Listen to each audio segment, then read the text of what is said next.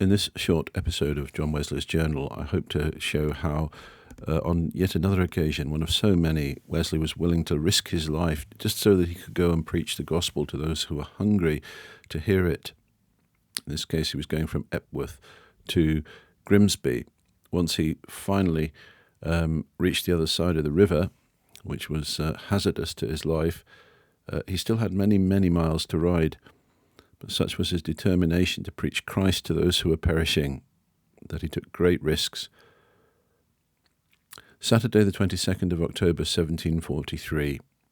I rode from Nottingham to Epworth, and on Monday set out for Grimsby, but at ferry we were at full stop, the boatman telling us we could not pass the Trent. It was as much as our lives were worth to put from shore before the storm abated. We waited an hour, but being afraid it would do much harm if I should disappoint the congregation at Grimsby, I asked the men if they did not think it possible to get to the other shore. They said they could not tell, but if we would venture our lives, they would venture theirs. So we put off, having 6 men, 2 women and 3 horses in the boat. Many stood looking after us on the riverside, in the middle of which we were, when in an instant the side of the boat was under water, and the horses and men rolling one over another. We expected the boat to sink every moment, but I did not doubt of being able to swim ashore. The boatmen were amazed as well as the rest, but they quickly recovered and rowed for life.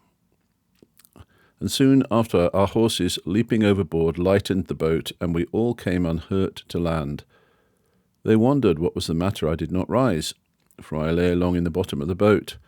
And I wondered too, till upon examination I found that a large iron crow, which the boatmen sometimes used, was, none knew how, run through the string of my boot, which pinned me down that I could not stir, so that if the boat had sunk, I should have been safe enough from swimming any further.